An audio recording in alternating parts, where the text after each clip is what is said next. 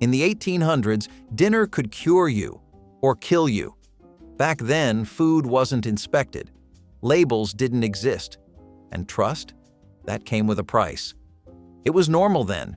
It's illegal now.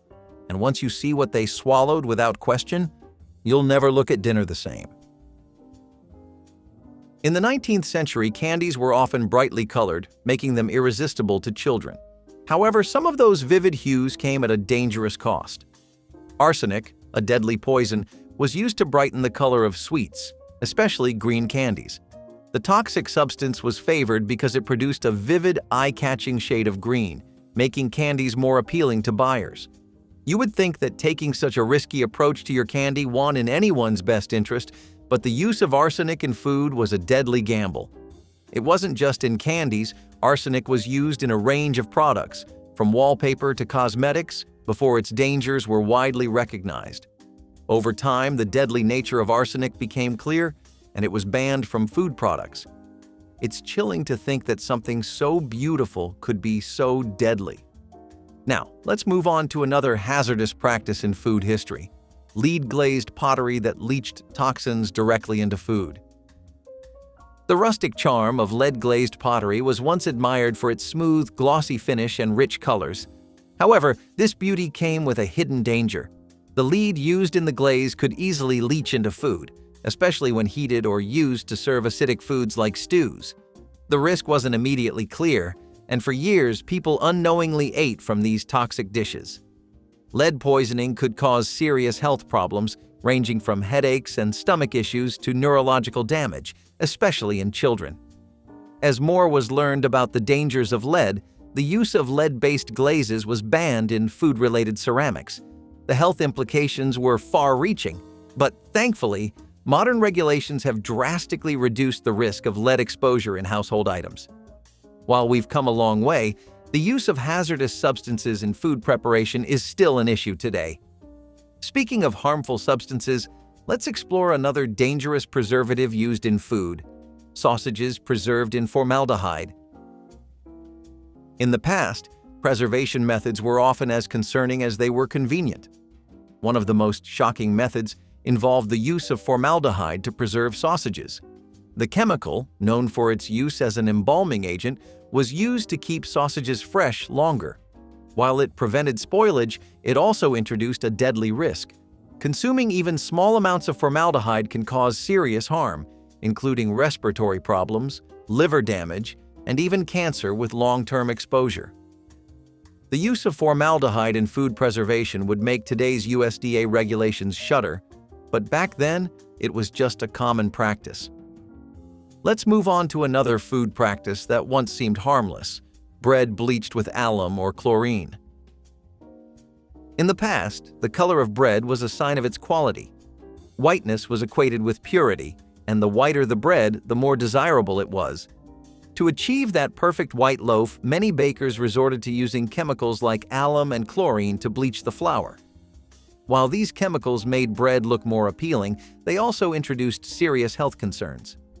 Both alum and chlorine could cause irritation to the digestive system and were linked to other long-term health issues. In some cases, the chemical load was so high that it raised alarm among health experts. Over time, food safety standards tightened, and these dangerous bleaching agents were banned from use in bread production. Today, we're more aware of the risks posed by chemical additives, but it wasn't always that way. Speaking of dangerous additives, let's look at another food product once tampered with: milk adulterated with chalk or plaster dust. To increase profits, some unscrupulous milk vendors resorted to watering down their milk and adding fillers like chalk or plaster dust. These additives were cheap and plentiful, making them an easy way to bulk up the product without sacrificing too much on volume. Unfortunately, this practice left consumers with milk that was less nutritious and potentially harmful. Chalk and plaster dust might have increased the appearance of volume, but they offered no real nutritional value and posed serious health risks. These practices were part of a larger issue of food adulteration during a time when regulations were lax and consumers had little protection. Over time, stricter regulations and quality controls were put in place to ensure that milk and other food products met basic safety standards. Today, milk is carefully monitored to prevent such adulteration, But the history of these dangerous additives is a reminder of why food safety is so crucial. Next, let's dive into a food practice that used to be common for color: pickles soaked in copper sulfate for color.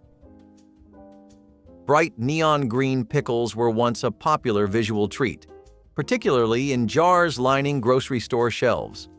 The vibrant color was achieved using copper sulfate, a toxic heavy metal compound that gave the pickles their eye-catching, unnatural hue. While it may have made the pickles look more appealing, copper sulfate was also dangerously poisonous when ingested. Chronic exposure to copper can lead to liver and kidney damage, and even acute poisoning can cause gastrointestinal distress, nausea, and vomiting. Despite the health risks, the practice of using copper sulfate in food was once widespread, especially in pickles and other preserved vegetables. As food safety regulations tightened over the years, copper sulfate was banned in food products, and pickles were no longer allowed to be artificially colored with this harmful compound. Today, the bright green hue of pickles is either naturally achieved or left to a more muted, authentic color. As we've seen with food additives, safety regulations have evolved. Now let's take a look at another food that was dangerously altered for effect: beer with Cocculus indicus. In the 18th and 19th centuries, beer was often spiked with a variety of substances to give it an extra kick. One of the most notorious additives was Cocculus indicus, a plant-derived narcotic that was used to enhance the effects of alcohol and make the beer more intoxicating. The berries of the plant contain picrotoxin, a poison that can cause nausea, dizziness, and even seizures. In the days before modern regulations and quality control, vendors added these substances to create a stronger, more appealing product, particularly when alcohol was in short supply. While the narcotic did indeed heighten the effects of the beer, it also posed a serious health risk, with some beer drinkers experiencing dangerous side effects. As understanding of food safety and toxicology advanced, Cocculus indicus was banned from use in beverages, and beer began to be produced with strict guidelines to ensure consumer safety. Today, the idea of spiking beer with narcotics is a thing of the past. Let's now move on to another controversial ingredient: candy made with vermilion. Vermilion, a vivid red pigment made from mercury sulfide, was once used in candy to create a bright, attractive color. It was particularly popular in jawbreakers and lozenges, where its intense red shade made the candy visually striking. However, the dangers of vermilion were well known, as mercury is a toxic heavy metal that can cause a range of health issues, including neurological damage and kidney failure. Despite the risks, manufacturers continued to use vermilion in candy for its vibrant color until the toxic effects became impossible to ignore. The use of mercury sulfide in food products was eventually banned, and candy makers were forced to find safer alternatives for coloring their products. Today, the use of mercury in food products is heavily regulated, and the bright red colors in candies come from non-toxic alternatives. The story of vermilion serves as a stark reminder of how safety standards have evolved in food production. Speaking of unsafe practices, let's explore the risks of shellfish sold from street carts without refrigeration. In many parts of the world, street vendors selling raw shellfish, such as oysters, were once a common sight, especially on hot summer days. These vendors often sold shellfish directly from their carts, with little to no regard for proper refrigeration or food safety. The absence of ice or refrigeration meant that the shellfish were left at temperatures that allowed bacteria and pathogens to proliferate, putting consumers at serious risk of foodborne illness. One of the most dangerous risks was Vibrio vulnificus, a bacteria commonly found in shellfish that can cause severe infections, including sepsis, and in some cases, death. Despite these risks, the practice continued in many areas until stricter food safety regulations were introduced. Today, shellfish vendors are required to store their products on ice and follow hygiene protocols to prevent contamination. The dangers of consuming improperly stored shellfish are now widely known, and health authorities have taken measures to protect consumers. Let's now move on to a different kind of food deception: coffee adulterated with burnt sugar and clay additives. In times of scarcity, vendors would sometimes resort to extreme measures to stretch their products and cut costs. One of the most shocking examples is the adulteration of coffee with burnt sugar and clay. To bulk up the coffee, vendors would add burnt sugar to give it a bitter, caramelized flavor and clay to create a thicker texture. The addition of clay, often dirt or other cheap fillers, was intended to increase the weight of the coffee without adding any actual coffee beans. This practice made the coffee less potent, while still allowing vendors to sell it at a higher price.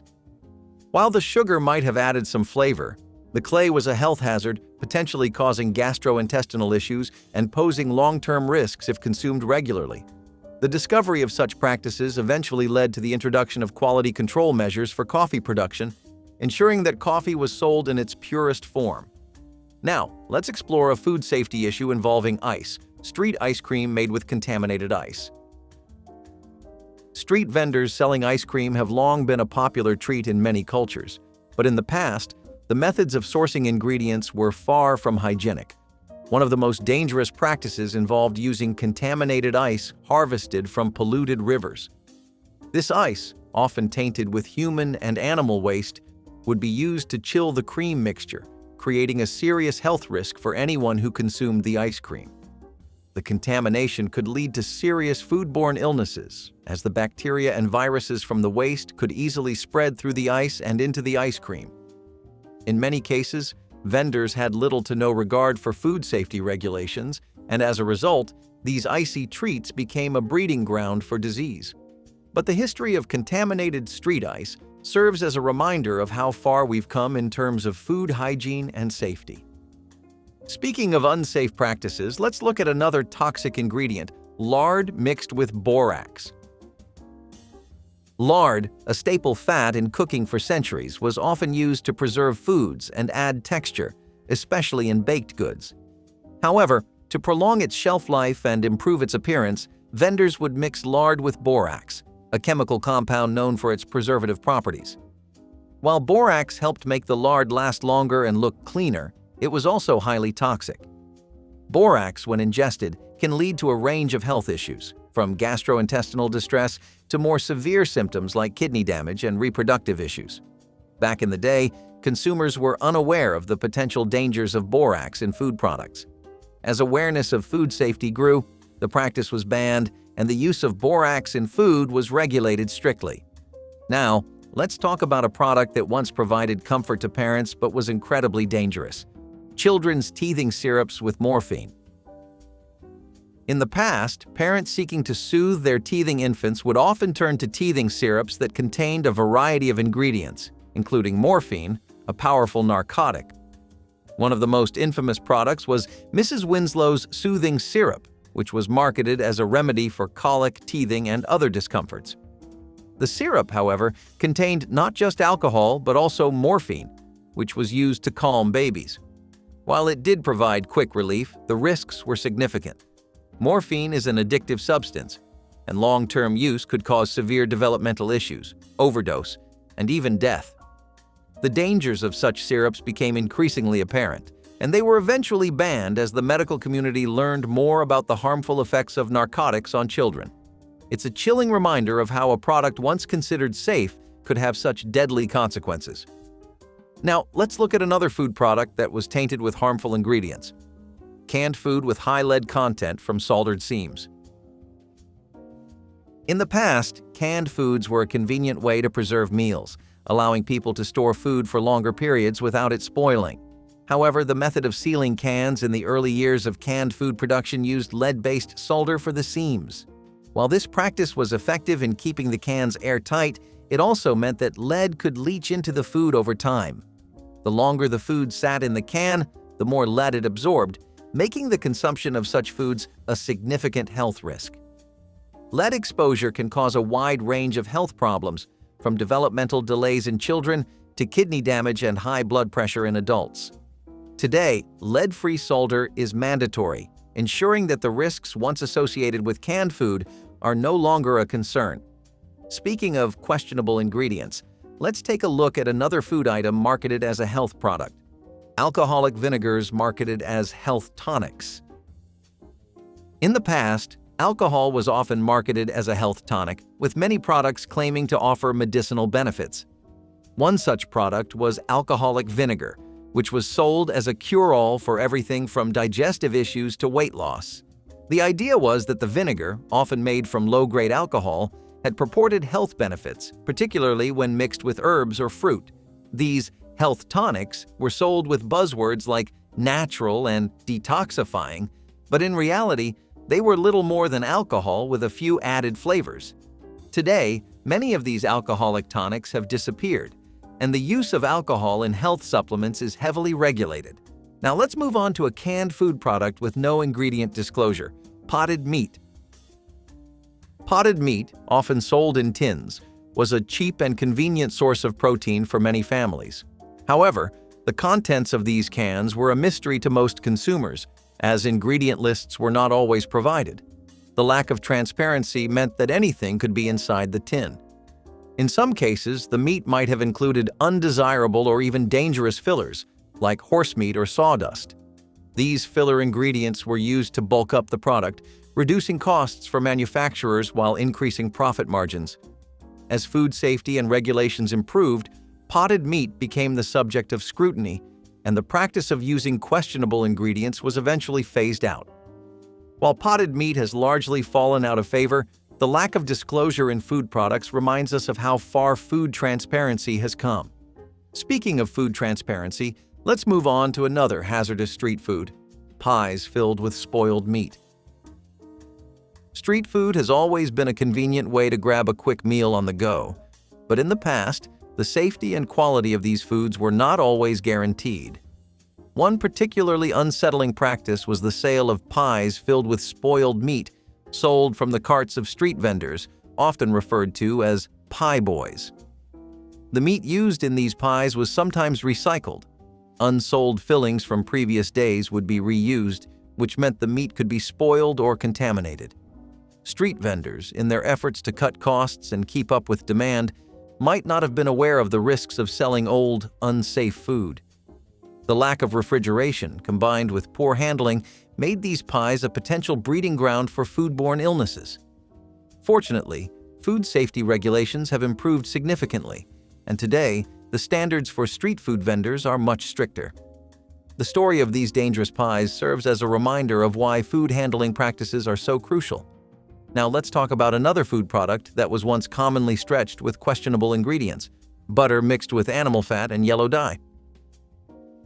Butter has long been a cherished ingredient in kitchens worldwide, adding flavor and richness to countless dishes.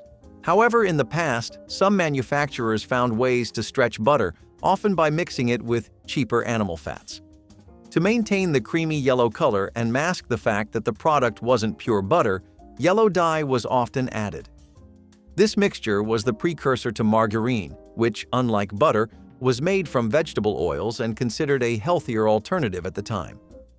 However, the animal fat-laden butter substitutes were far worse for health than modern margarine, as they contained higher levels of trans fats. These fats were later linked to serious heart health issues and were gradually removed from most products. Today, butter and margarine are regulated more carefully, and food products containing unhealthy fats are clearly labeled. The story of stretched butter reminds us of how food production has evolved to prioritize health and safety. Now, let's look at another product that was dangerously altered: mustard and turmeric powders laced with lead. Mustard and turmeric have long been prized for their vibrant color and bold flavor, but in the past, these spices were often adulterated with toxic substances to boost their color and extend shelf life. Lead was frequently used to enhance the rich yellow color of mustard and turmeric powders, making them appear more appealing to consumers. However, the addition of lead was a serious health hazard. Lead is a toxic heavy metal that can cause neurological damage, particularly in children, as well as kidney damage and other long-term health issues. The use of lead in food products, including spices, was once widespread, but as the dangers of lead became more widely understood, regulatory agencies stepped in to ban its use. Today, spice manufacturers are required to adhere to strict quality control measures, ensuring that products are free from harmful additives. Now, let's explore another dangerous food product that slipped under the radar: unregulated moonshine with industrial additives. Moonshine, or homemade distilled alcohol, has been a part of underground drinking culture for centuries. During the Prohibition era and beyond, unregulated moonshine was often made in homemade stills with no oversight or quality control. To increase the potency or alter the flavor, moonshiners sometimes added industrial chemicals like methanol or turpentine, substances that were never meant for human consumption. Methanol, for example, is a deadly alcohol that can cause blindness, kidney failure, and even death if ingested in sufficient quantities. Despite the dangers, people continued to drink this homemade alcohol, sometimes unaware of the toxic substances mixed into it. As regulations surrounding alcohol production tightened, the dangerous practice of adding industrial chemicals to moonshine became a serious concern. Today, moonshine is still made, but it is heavily regulated, ensuring it is safe for consumption. The risks of unregulated alcohol highlight the importance of safety standards in food and drink production. Now, let's move on to another food safety issue that involved the use of harmful ingredients: bright red cheese dyed with mercury salts. Cheese lovers everywhere associate vivid red cheddar with rich flavor and smooth texture. However, this bright hue wasn't always achieved through natural means. In the past, some producers resorted to using mercury salts to color their cheese. These chemicals, particularly used in cheeses like cheddar, created a striking red color that made the cheese look more appetizing and gave it a premium appearance. But mercury, a toxic heavy metal, can lead to severe health issues, including poisoning and neurological damage, especially with prolonged exposure. As awareness of the dangers of mercury grew, regulations were put in place to prohibit the use of mercury salts in food products. This horrifying example highlights how food safety has improved over time. Speaking of artificial coloring, let's move on to another example: green tea enhanced with indigo and Prussian blue dyes. Green tea, celebrated for its health benefits and delicate flavor, was once artificially enhanced with toxic dyes to make it more visually appealing. In the past, some manufacturers used indigo and Prussian blue, two toxic chemical dyes, to give the tea a brighter, more appealing color. While these dyes were commonly used in the textile industry, they were not suitable for consumption. Indigo, derived from plants, and Prussian blue, a synthetic pigment, were both known to pose health risks if ingested. Over time, food safety regulations tightened, banning the use of such harmful substances in consumable products. The popularity of green tea with these dyes eventually dwindled as the dangers became clear. Today, food coloring is carefully regulated, and products like tea must meet strict safety standards. The use of toxic dyes in food reminds us of the lengths some producers once went to in order to make products look more appealing. Now, let's look at another controversial practice: bread sold with ground bones as a filler. In the past, unscrupulous bakers looking to cut corners often mixed ground animal bones into their bread to make it heavier and bulkier. This was particularly common in times of food scarcity, where bakers wanted to make their loaves appear larger and more filling to unsuspecting customers. The ground bones, though not harmful in small amounts, were not disclosed as ingredients, and most consumers had no idea they were eating a product mixed with bone meal. This practice allowed bakers to stretch their ingredients, which led to increased profits but also contributed to food deception. Today, bone meal is only used in specialized contexts, like fertilizer, and food labeling ensures that consumers know exactly what they're eating. Speaking of food preservation methods, let's look at saltpeter preserved meats, which were once common before refrigeration. Before refrigeration was widely available, people had to find ways to preserve meats for long-term storage. Saltpeter, or potassium nitrate, was often used to preserve meat, particularly in the form of sausages and cured meats. Saltpeter worked by inhibiting bacterial growth, which allowed the meat to stay fresh longer. However, high levels of nitrates in the preserved meat could be harmful to human health. When consumed in excess, nitrates can convert into nitrites in the body, which have been linked to an increased risk of cancer, particularly colorectal cancer. Over time, as refrigeration became more common and research into food safety advanced, saltpeter use in meat preservation began to decrease, and regulations were put in place to limit the levels of nitrates in food products. Today, we can enjoy preserved meats that meet modern safety standards, but the historical use of saltpeter in meat serves as a cautionary tale. Now let's discuss another surprising ingredient: desserts coated with shellac. Shellac, a resin secreted by the female lac insect, was once widely used as a coating for candies and desserts. This shiny, protective layer gave treats like fruit and candy a glossy finish, making them appear more appealing on store shelves. While shellac itself isn't harmful in small quantities, it is still a product derived from insects and was often used in large quantities without proper regulation. Today, shellac is still used in some food products, but it is regulated and clearly labeled, ensuring consumers are aware of what they're eating. The transition away from unregulated shellac highlights the importance of food transparency and consumer choice. Now, let's take a look at another dangerous ingredient: children's sweets with cocaine derivatives. In the late 19th and early 20th centuries, many over-the-counter remedies and even children's sweets contained trace amounts of cocaine. At the time, cocaine was used for its stimulating effects, believed to be a cure for a variety of ailments. Popular products like Coca-Cola, as well as candy and lozenges, included cocaine as a main ingredient, marketed as a therapeutic stimulant. However, the dangers of cocaine quickly became apparent, and as the scientific understanding of its addictive properties grew, these products were eventually banned. Today, the use of cocaine in food or medicine is a controlled substance violation, and it's hard to imagine a time when it was so casually included in products marketed to kids. Let's now move on to another additive that once enhanced food: sulfuric acid in vinegars. Vinegar, with its sharp, acidic taste, has been used for centuries in cooking and food preservation. However, in the past, some manufacturers added sulfuric acid to vinegar to intensify its sourness and acidity, creating a more potent flavor. This practice made the vinegar cheaper to produce and gave it an extra kick that some consumers enjoyed.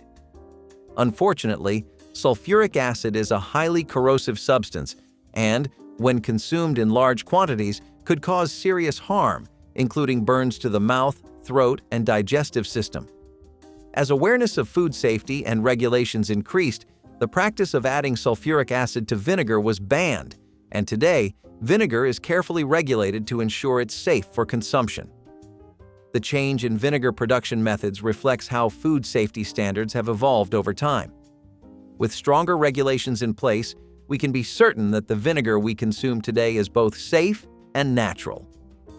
Speaking of outdated preservation methods, let's look at fish dried and hung in outhouses. Before modern refrigeration and food preservation techniques, people often relied on the natural elements to preserve food. One particularly unsanitary method involved drying fish in outhouses. The fish were hung to dry in the warm, damp air of these outdoor structures, which were usually associated with waste disposal. This technique, while effective in terms of preservation, was far from hygienic. The smell of the outhouse and the risk of contamination from bacteria made it a questionable method, and over time it became clear that better food preservation methods were needed. Today, fish is dried using controlled conditions, with proper sanitation to ensure it's safe to eat. While fish drying has been practiced for centuries, this particular method serves as a reminder of how far we've come in food safety. It also shows how unregulated food practices of the past could result in unsafe and unpleasant consequences. Now, let's move on to another product once found in every home: syrups and medicines with opium. In the 19th and early 20th centuries, opium-based syrups and medicines were commonly found in nearly every household, often used to treat ailments like coughs, colic, and even to help people sleep. Opium, derived from the poppy plant, contains powerful compounds like morphine, which can have both pain-relieving and sedative effects. At the time, the addictive properties of opium were not fully understood, and its widespread use in consumer products was largely unchecked. Mrs. Winslow's soothing syrup, a popular teething remedy for infants, contained morphine, while other products promised relief from a variety of common health issues. The addictive nature of opium, combined with its dangerous side effects, eventually led to the regulation of opium in consumer goods. Today, any product containing opium or its derivatives is highly regulated and requires a prescription. The story of opium-based syrups highlights the darker side of early medicine and the eventual progress in drug regulation. Let's now look at another fermented product that had its own risks: rotten fruit fermented into house wine. Before commercial wine production and refrigeration, people often made their own homemade wine, using whatever fruit was available, often overripe or even spoiled fruit. This fermentation process, while effective in producing alcohol, wasn't always the safest. The fruit, which had begun to rot, could carry harmful bacteria or mold that could affect the quality and safety of the wine. Without modern quality control or sanitation practices, this house wine could pose health risks, and the alcohol itself was often harsh and unpredictable in taste. The use of spoiled fruit in homemade wine was part of a larger tradition of creating alcoholic beverages from what would otherwise be wasted food, but it was not without its dangers.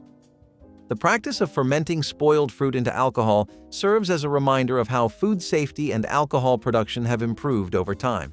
Now let's move on to a product that was once widely available in children's sweets: cocaine derivatives. In the 1970s, lighting up a cigarette at the dinner table wasn't just allowed, it was expected. Restaurants had ashtrays on every table, waiters took orders through a haze of smoke, and no one batted an eye if you alternated bites of steak with puffs of a Marlboro. Whether at home, in a diner, or even on an airplane, smoking while eating was just part of the culture. Back then, cigarette ads featured doctors, Hollywood icons, and even cartoon camels, reinforcing the idea that smoking wasn't just normal, it was sophisticated. Families would gather around the table, and after a home-cooked meal, someone would light up without a second thought. At fast food joints, parents puffed away while kids unwrapped cheeseburgers. Even in fancy restaurants, a good meal was often finished with a cigarette and a cup of coffee, like some kind of ritual. But as medical studies piled up linking secondhand smoke to serious health risks, the public's tolerance started to shift. The first major bans started in the late 80s, and by the 2000s, smoking in restaurants was virtually extinct. Crispy, golden, and impossible to resist, French fries have been a fast food staple for generations. Whether served in diners, drive-thrus, or school cafeterias, they were a go-to side for just about any meal.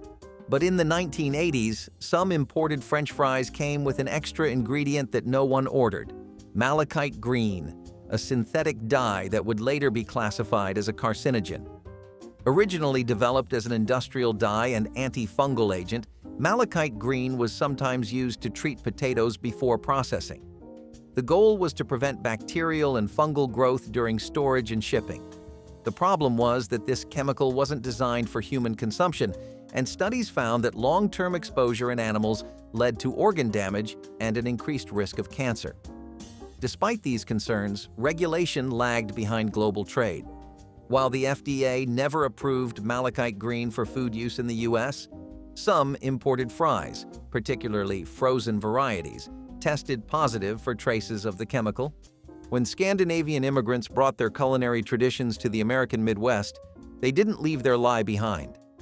One of the most divisive dishes to survive the journey was lutefisk, a gelatinous preparation of dried whitefish, typically cod, reconstituted in water, then soaked in a lye solution until the texture resembled something between fish and jelly.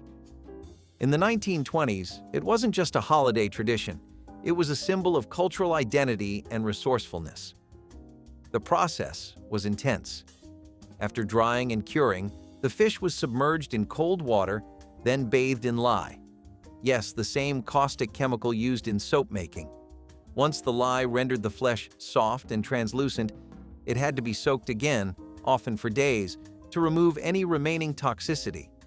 Done right, the final product was gently baked or steamed and served with butter, cream sauce, or, if you were lucky, a stiff drink to chase it down. The trouble came with consistency.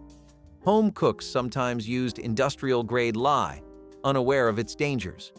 With no regulation, food safety varied wildly. Eventually, concerns about caustic burns and chemical contamination led the FDA to restrict food-grade lye use and require careful handling in commercial settings. Dinner parties in the 1970s had one dish that seemed to defy logic: the savory Jell-O mold. A wobbly tower of gelatin, often packed with processed meats, canned vegetables, and a suspiciously artificial glow, it was a centerpiece of many tables. Whether it was ham in lime gelatin, chicken suspended in tomato aspic, or a seafood salad encased in lemon-flavored Jell-O, this culinary oddity was both a conversation starter and, for some, a challenge to eat. Jell-O molds had been around for decades, but after World War II, food companies aggressively marketed them as an easy, elegant way to serve meals. Housewives clipped recipes from magazines, creating gelatin-packed creations filled with everything from olives to pimentos. Processed meats like Spam or bologna often found their way into the mix, held together by gelatin and thickened with mayonnaise. It was a product of its time, efficient, visually striking, and heavy on artificial additives like food dyes and stabilizers. As food safety and nutrition research evolved, concerns over processed meats, excessive artificial ingredients, and sodium levels grew. By the 1980s, the popularity of savory gelatin dishes faded. Today, they're more of a retro curiosity than a dinner staple. By the 1980s, diet culture was booming, and food companies were on a mission to make everything sugar-free. From sodas to snack cakes, artificial sweeteners promised all the sweetness without the calories. One of the most popular and controversial was sodium cyclamate, a chemical sweetener that had already been banned in the US but was still widely used in other countries. First introduced in the 1950s, cyclamate was 30 to 50 times sweeter than sugar and far cheaper to produce than alternatives like saccharin. It quickly became a favorite in diet sodas and low-calorie desserts. But in 1969, everything changed when studies linked it to bladder cancer in lab rats. The FDA wasted no time, banning it in the US despite ongoing debates over whether the findings applied to humans. Meanwhile, cyclamate continued to be used in over 50 countries, including Canada and parts of Europe, where regulators determined it was safe in controlled amounts. Even today, some experts argue that the original studies were flawed and that the ban was premature. Regardless, Americans had to look elsewhere for their artificial sweetness, leading to the rise of aspartame and sucralose. Long before meat came shrink-wrapped with sell-by dates, families across America relied on a more personal process: uninspected home butchering. In the 1920s, it wasn't unusual for households, especially in rural areas, to raise, slaughter, and process their own animals. Hogs in the fall, chickens on Sundays, a steer if the family had enough pasture. The butchering block wasn't in a plant. It was often in the backyard or barn, with knives honed by hand and recipes passed down on index cards. Everything was used. Meat was cured in salt, sausages were stuffed by hand, and lard was rendered on the stove. Food safety came down to experience and tradition, not regulation. But as cities grew and populations became more centralized, the risks of unregulated meat, spoiled product, disease, contamination, became harder to ignore. By the late 1930s, the Federal Meat Inspection Act and later the Wholesome Meat Act of 1967 required all meat sold to the public to be processed in USDA-inspected facilities. Selling home-butchered meat, no matter how clean or time-honored, became illegal in most cases. Holiday parties in the 1970s weren't complete without a giant bowl of homemade eggnog, rich, creamy, and laced with enough booze to keep the festivities going. It was made the old-fashioned way with fresh eggs, heavy cream, sugar, and a generous pour of rum, brandy, or whiskey. And once mixed, it often sat out for hours, left at room temperature for guests to ladle into their cups all evening long. Refrigeration? That was for leftovers. Eggnog had been made this way for centuries, with the belief that alcohol would kill off any harmful bacteria lurking in the raw eggs. And for the most part, people drank it without issue. Families swore by their own special recipes, passing them down like treasured heirlooms. The longer it sat, the better the flavors blended, or at least that was the logic. But as food safety research advanced, experts started warning that alcohol wasn't the magic disinfectant people thought it was. Raw eggs carried the risk of salmonella, and dairy left out too long could turn an indulgent holiday treat into a fast track to food poisoning. By the late 20th century, pasteurized eggs became the safer choice, and most modern eggnog recipes required refrigeration. Seafood lovers in the 1980s had no shortage of options. From all-you-can-eat shrimp nights to roadside oyster shacks, shellfish were a delicacy that ranged from high-end dining to backyard boils. But behind the scenes, there was a major issue lurking in the industry: a lack of regulation on shellfish harvesting. At the time, many shellfish came from unregulated waters, meaning they were harvested without proper oversight for contamination. Shellfish, especially oysters and clams, are filter feeders, meaning they absorb whatever is in the water, including bacteria, heavy metals, and industrial runoff. When shellfish were harvested from polluted waters, they sometimes carried toxins, parasites, and dangerous bacteria like Vibrio and hepatitis A. Public health officials knew this was a problem, but enforcement was inconsistent. While some states had monitoring programs, many shipments of shellfish, especially imports, weren't properly inspected. Outbreaks of shellfish poisoning, including cases of paralytic shellfish poisoning, PSP, made headlines throughout the decade. Eventually, stricter laws were put in place. The Interstate Shellfish Sanitation Conference worked with the FDA to create tighter safety regulations, requiring more rigorous testing and tracking. At one time, if you strolled through a diner in the Midwest or passed by a county fair in Indiana, you might have found a regional favorite that's nearly disappeared from American plates: brain sandwiches. Typically made with calf or pig brains, this dish was born from necessity. Every part of the animal was used, and nothing was wasted. Brains, though delicate, were considered a delicacy by many working-class families, especially in areas shaped by German-American culinary traditions. The preparation was as straightforward as it was bold. Brains were soaked, sliced, dredged in flour or cornmeal, then pan-fried until crispy on the outside and tender within. Served between slices of white bread or on a hamburger bun, often with mustard or onions, the brain sandwich offered both protein and pride in thriftiness. For decades, it was a staple in certain regions. But in the 1990s, concern over bovine spongiform encephalopathy, better known as mad cow disease, changed the conversation. Though most U.S. cases involved older cattle, federal regulations tightened, and the use of brain tissue in human food was heavily restricted or banned. For much of the 20th century, liver and onions wasn't just a meal, it was practically a dietary requirement. Packed with iron, protein, and vitamins, liver was considered a superfood long before the term even existed. Parents fed it to their kids, doctors recommended it for anemia, and budget-conscious families relied on it as a cheap, nutritious staple.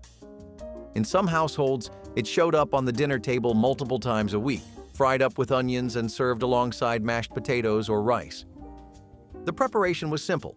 Soak the liver in milk to mellow out the strong metallic taste, dredge it in flour, and fry it in a sizzling pan. The onions helped mask the intense flavor, but for many kids, no amount of onions could make it more appealing. Complaints were met with the usual response: "It's good for you." But as nutrition science advanced, concerns grew over excessive vitamin A intake, especially from beef liver. Too much could lead to toxicity, causing dizziness, bone issues, and even birth defects in pregnant women. By the 1990s, liver's reputation faded, and dietary guidelines recommended eating it in moderation. At a time when tonic could mean anything from herbal relief to high-voltage pick-me-up, one particular elixir promised to energize the weary and stimulate the nerves: strychnine tonic.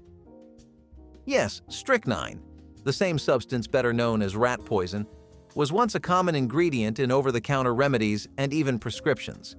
In the early 20th century, tiny doses were believed to act as a stimulant for the nervous system, especially in treatments for fatigue, digestive issues, and even erectile dysfunction. Often marketed under names like nerve tonics or digestive bitters, These formulas were diluted enough to avoid immediate poisoning, assuming the dosage was followed precisely. Bottles often contained alcohol as a base, along with herbs, spices, and strychnine nitrate or sulfate in homeopathic quantities. The kick wasn't imagined, it was chemical. As medicine evolved and pharmacology became more precise, the risks of strychnine began to outweigh its perceived benefits. Even in minuscule doses, repeated exposure could trigger muscle spasms, anxiety, and in severe cases, respiratory failure. Accidental overdoses weren't uncommon, especially with vague labeling and inconsistent formulas. For centuries, fresh milk came straight from the farm, unprocessed, unpasteurized, and, at least to its supporters, completely pure. By the 1980s, raw milk was still widely consumed in rural communities and health-conscious circles, with some swearing by its superior taste and supposed nutritional benefits. But public health officials saw things differently, and eventually, the debate over raw milk became a battle between tradition and safety. Unlike the pasteurized milk found in grocery stores, raw milk skips the heating process that kills harmful bacteria. Advocates claimed this preserved beneficial enzymes and nutrients, but there was a significant risk. Raw milk could carry dangerous pathogens, including Salmonella, Listeria, and E. coli. Outbreaks linked to raw dairy led to serious illness and, in some cases, fatalities. Regulators took action. The FDA banned interstate sales of raw milk in 1987, and individual states began imposing their own restrictions. Some outlawed it entirely, while others allowed sales under strict conditions, often requiring direct purchases from farms. Despite the risks, raw milk still has a loyal following, with advocates arguing that modern hygiene practices make it safer. In the 1970s, home canning was more than just a hobby. It was a way to stretch the grocery budget and keep the pantry stocked year-round. Families filled their shelves with jars of green beans, corn, and carrots, all preserved with time-tested methods passed down through generations. But while fruits and jams could be safely canned with a boiling water bath, low-acid vegetables were another story. Without a pressure cooker, those innocent-looking jars could turn into ticking time bombs for botulism. For years, many home canners relied on boiling water alone, believing that if it sealed, it was safe. Some added aspirin or vinegar, thinking it would help ward off bacteria. Others simply trusted the process. After all, their grandparents had done it. The problem? Clostridium botulinum, the bacteria behind botulism, thrives in low oxygen, low-acid environments like improperly canned vegetables. It doesn't change the taste, smell, or appearance of food, making it nearly impossible to detect until symptoms appear. As cases of botulism poisoning mounted, food safety officials began cracking down, emphasizing the need for pressure canning. Once upon a time, no part of the animal went to waste. Pig skin and chicken feet were prized ingredients in kitchens around the world, celebrated for their rich flavors and gelatinous textures. Whether deep-fried into crispy pork rinds or slow-cooked into a hearty broth, these cuts weren't just byproducts, they were culinary traditions. In the 1980s, processed food companies found ways to incorporate pig skin and chicken feet into mass-produced snacks and canned soups. The appeal was obvious. They were cheap, packed with collagen, and could enhance texture in processed meats. But while home cooks knew how to prepare them safely, industrial-scale processing introduced problems. Food safety concerns began emerging as regulators took a closer look at unsanitary processing conditions and contamination risks. Chicken feet, for instance, had to be meticulously cleaned to remove bacteria, but shortcuts in mass production increased the risk of salmonella and other pathogens. Pig skin, often used in gelatin and snack foods, raised concerns over poor handling and unregulated sourcing. Over time, demand declined, and stricter food safety laws made large-scale production less viable. While still enjoyed in traditional cuisines, pig skin and chicken feet slowly faded from the world of processed foods. On Burns Night or at a Scottish family gathering, it wasn't unusual to see guests passing around a steaming oatmeal-stuffed sheep's stomach, proudly known as haggis. This traditional dish, born of necessity and full respect for the animal, was celebrated by immigrants in early 20th century America, especially in communities determined to keep their culinary roots alive. In the 1920s, authentic haggis was both accessible and uncontroversial, often made right at home. The classic preparation called for finely minced sheep liver, heart, and lungs mixed with oats, sweet, onions, and spices. The mixture was stuffed into a sheep's stomach and boiled for hours. The result was a dense, savory pudding served with potatoes and turnips, a dish praised more for heritage than presentation. In Scotland, it's a national treasure. In the US, it became a legal target. The issue? The lungs. Under USDA regulations introduced in 1971, sheep lungs are banned for human consumption in the United States due to concerns over potential contamination during slaughter. Grocery shopping in the 1970s came with a little more mystery than most people realized, especially at the butcher counter. While shoppers expected to get ground beef, hot dogs, or sausage, what they didn't always know was that those meats often contained organ meats like heart, liver, or tongue, blended right in without any clear labeling. It wasn't considered deceptive, it was just how things were done. Waste not, want not. Organ meats had been a staple in traditional cooking for centuries. They were nutrient-dense, packed with iron and vitamins, and most importantly, cheap. For meat processors, using every part of the animal made economic sense. Instead of tossing organ cuts aside, they were mixed into processed meats to add volume and keep costs down. Some people had no issue with it. After all, dishes like liver and onions were common. But others had no idea what they were eating. By the late 20th century, food regulations tightened, and full disclosure became mandatory. Labels had to clearly state what was inside, and consumers got a better understanding of what was actually in their meat into the 1980s. For decades, canned goods were a symbol of convenience. They lined pantry shelves, ready to be popped open for a quick meal or a last-minute dessert. Among them, canned peaches stood out, sweet, syrupy, and a staple in everything from cobblers to lunchbox fruit cups. But while the peaches themselves were harmless, the cans they came in were hiding a serious risk: lead solder. Up until the late 1980s, many tin cans were sealed using lead-based solder, a practice that unknowingly exposed consumers to one of the most toxic heavy metals. Over time, the acidic syrup in canned peaches and other fruits would react with the metal, causing lead to leach into the food. The longer the can sat on the shelf, the greater the risk. Scientists eventually confirmed what health experts had long suspected. Lead exposure, even in small amounts, can cause developmental issues in children, neurological problems, and long-term organ damage. In response, the FDA and other health agencies pushed for change. By 1991, lead-soldered food cans were officially banned in the US, forcing manufacturers to switch to safer materials.